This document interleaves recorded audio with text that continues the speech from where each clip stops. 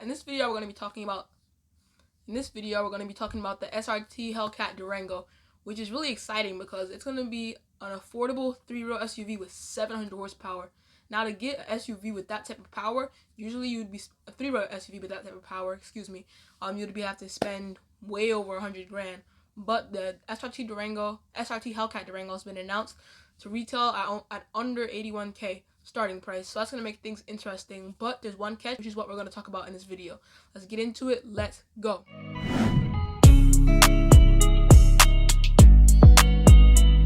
So when the Hellcat Durango was announced, everybody was excited because everybody's been waiting for this. Everybody has been waiting for them to put the Hellcat motor in the Durango. There's been concepts like people photoshopping and rendering it on Instagram and all that stuff for years, like Hellcat Durango. People even swapping Hellcat engines into Durangos. People putting superchargers on Durango engines. But now we finally have it straight from the Dodge. And when I heard this, I was excited because it's going to be something that's new on the market because, like I said in the intro, to get that type of power in a 3-row SUV, you'd have to pay way more. Like Mercedes GLS 63, which is their AMG 3-row SUV. I don't know the retail price of that off the top of my head, so I'm going to put it down on the bottom of my other screen right now. But I'll be willing to say 130 at least starting price for that. So for it to be starting at 81K is amazing. But the only thing that sucks is that this car is going to be extremely limited production. So I think it was like 2,000 something units made, which is even less than the Dodge Demon, which had like 3,000 something made.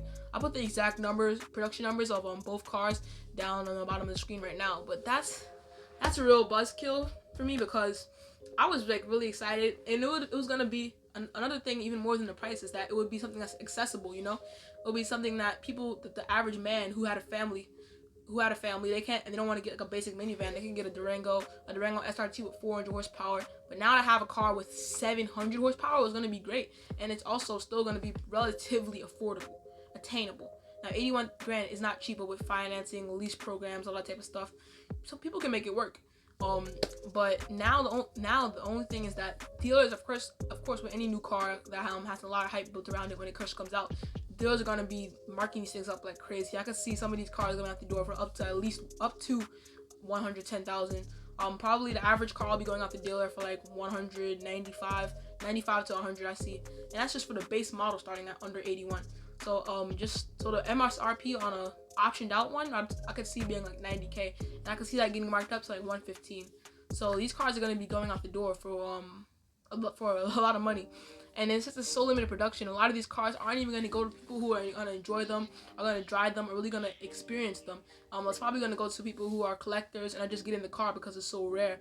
And that way, when it's done, a few years from now or 10 years from now, however long they decide to save it, they'll be able to get a lot of money out of it when they decide to resell it. And then the person that will buy it, since it's so expensive, will probably be another collector, and it'll just keep going on through that cycle. And don't get me wrong, I'm not saying none of these cars are going to be bought by people who actually care about it, because they definitely are. Some people that care about it are going to buy it, but a lot of people that don't care about it are also going to get their hands on it, which really sucks. But yeah, this whole thing is just I'm a little disappointed. And one thing I hope though, and I can see Dodge doing, is like what they did with the Demon, which is basically they discontinued the Demon after 3,000 units, but then they came out with the Red Eye, which is not exactly the same thing, but it's kind of like a street version of the Demon, which is very capable of the drag strip as well, with the right setup. And then now I'm pretty sure they're still making the Red Eye, like 100% sure. But now they're making the Dodge Super Stock, which I haven't done too much research on, but I think it's something kind of like a Demon. I think it's geared towards the drag strip like the Demon, I think, but I'm not 100% sure on that. So I think that's what they're gonna do on the Durango, but a little bit different, because I don't see them putting an 800 horsepower motor in the Durango. What I can see them doing is maybe extending the production run, and maybe, who knows, maybe even down the road they'll add like an 800 horsepower version or something like that. But either way, it's gonna be really interesting to see where Dodge takes this thing. I'm really interested in seeing where it takes this thing. And I also want to see, even though everybody who wants one might not be able to get their hands on one, I just really want to know when this Dodge Durango SRT Hellcat hits the streets, like what is it gonna be like, how is it gonna go against competitors? How is it gonna run up against other cars, like a Hellcat, regular Hellcat versus Durango Hellcat from a dig? Since it's all-wheel drive, definitely gonna destroy it. But I just want to see, maybe what it runs in a quarter mile, just some small stuff like that. So what are your thoughts? Are you interested in seeing in the car coming out I definitely am, as I expressed in this video. But what are your thoughts on this whole thing? What do you think Dodge is gonna do? Are you happy with the Durango? Are you not happy with it? What are your thoughts? Just let me know down in the comments. I am gonna be doing more talking videos like this, just talking about cars, car news, all that type of stuff. In the future, in addition to the cinematics, I'm going to be doing videos like this during the week.